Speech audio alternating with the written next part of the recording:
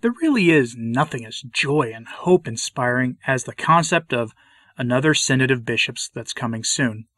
Remember that the meeting of the U.S. bishops that just concluded, as well as their coming meeting in November, as well as the meeting of the German Bishops' Conference, as well as every other bishops' meeting going on right now, are all in the shadow of the coming Synod of Bishops. All roads point to Rome, and we have some news on the front of the new Synod of Bishops that will begin soon.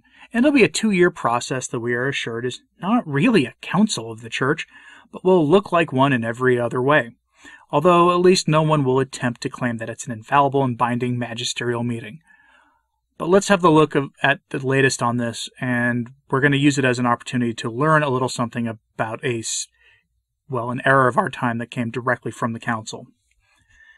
Pope Francis is fully embracing the error of collegiality. That's not exactly something new. His never-ending synods in the Church are a testimony to that fact, which I went over a couple of weeks ago in my video about his late mentor, Cardinal Martini. But this has come back in the news because it's clear that the view of the Vatican is that the bishops are partners with Francis in managing the Church, which is a clear break from the Catholic view of the Church. Now, let's get a closer look at this and what I mean by this, though. Headline from Vatican News. Cardinal Grech. Synod is a fruit of dialogue among bishops' conferences. Cardinal Grech discusses the processes of inclusion between all bishops' conferences prior to the next Synod of Bishops. If you've never heard of Cardinal Grech before, that's probably not that surprising. He's a cardinal of the Church who is a member of the Roman Curia, but one who doesn't get in the spotlight all that much. His work is to coordinate the bishops of the Church for the Synod of Bishops that will really kick into high gear in 2023. Quote, speaking to the Vatican News' Alessandro de Corrales, Cardinal Grech notes that before publishing the itinerary for the next Synod, which is due to take place in October 2023, we made a point of having contact with the heads of the continental assemblances of episcopal conferences because we want them to be involved, to be partners in this project. Following the publication of the document with the new itinerary, he said, we are contacting and in dialogue with the heads of and various general secretaries of each of the episcopal conferences of the world.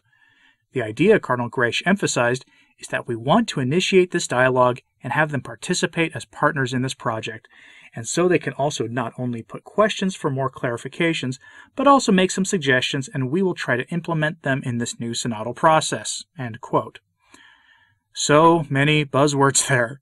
Dialogue, dialogue, synodal process, dialogue, dialogue, all masked in what sounds like bureaucratic jargon.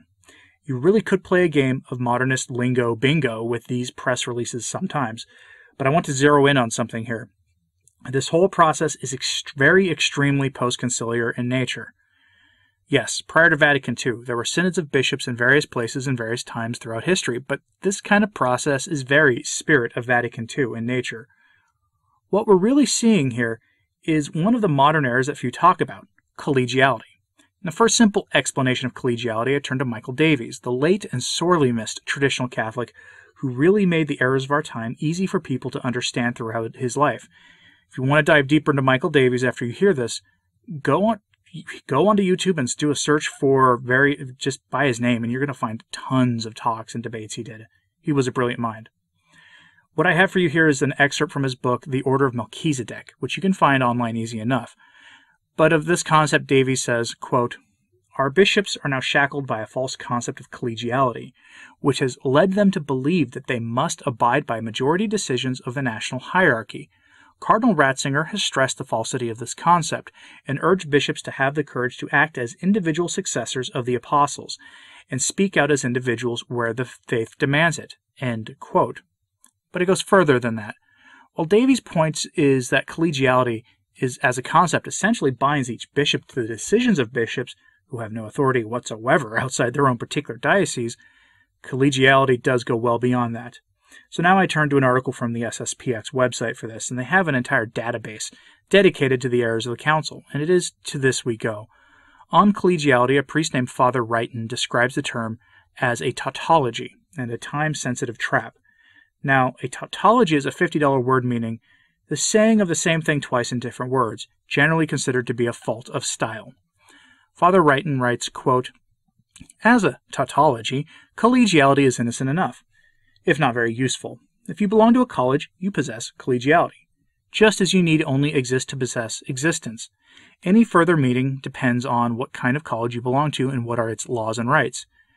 As a trap, it is one of those delayed types which the experts planted in the council texts for the purpose of subsequently doing away with the old Catholicism. Whether it amounts in fact to a 1789 in the Church will be considered in due course. We must first take a brief look at the past history of the idea." End quote. Then the priest goes on to describe the traditional understanding of collegiality, going back to the apostles, which is described by the priest in this way. Quote, "The apostles' purpose was to preach the gospel to the whole world and to instruct, organize, and minister to the faithful. They were succeeded by the College of Bishops, to whom they passed on their order and authority.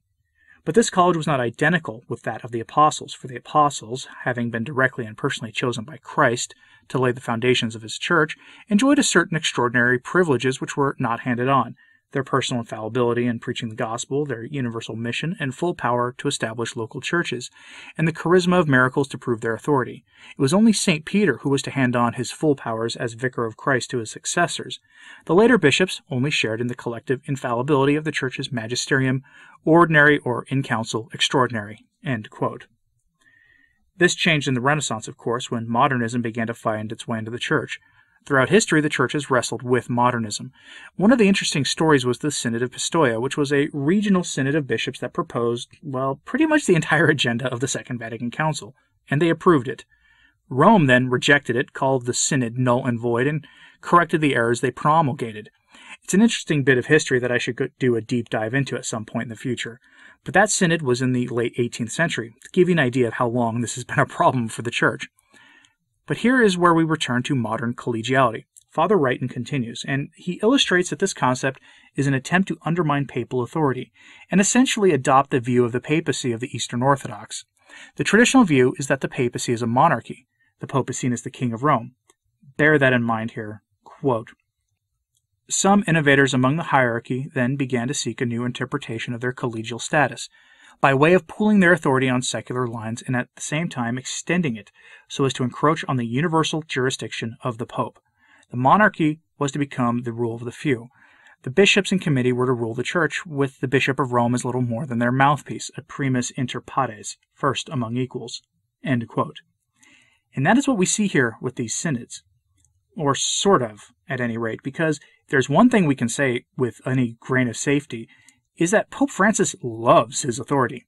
He protects it against bishops who don't agree with him, or even against those who do agree with him but also go too far too quickly.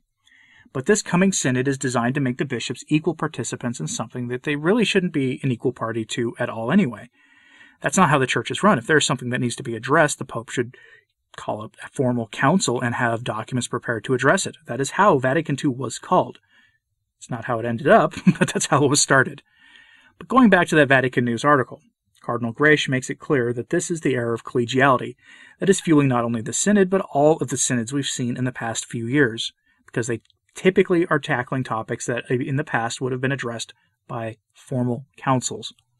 Quote, "The idea," Cardinal Grace emphasized, "is that we want to initiate this dialogue and have them participate as partners in this project, and so they can also not only put questions for more clarifications, but also make some suggestions, and we will try to implement them in this new synodal process." End quote. Synodality is one way of making sure that the changes brought to the Church by Francis cannot be undone, at least not undone this side of the chastisement that the Fatima and Akita messages make clear is almost certainly coming our way. Perhaps a pope will come along who will be an extraordinary individual with extraordinary graces, and his arrival will be at such a time that the bishops of the Church will find themselves needing to listen to him, because they have no other options. But either way, Francis's changes are meant to be as permanent as possible. Thus, the partnership with the National Bishops' Conferences that we see as we head into the coming Synod of Bishops, which will be part of the National Bishop Synods we're seeing now in various dioceses around the world. So there you go. A further leveling of the Church, first within the hierarchy, bringing the papacy down nearly to the level of the bishops, and a leveling up the laity, to bring them into in the parish to nearly the same level as the priest. The Church is hierarchical in nature. It's monarchical in nature, and has always been so. But that isn't a popular opinion these days. So be it. But let me know what you think about this in the comments, please. As always, pray for the Church. And make sure to like, comment, and subscribe if you haven't. It does help. I'm Anthony Stine. Ave Maria.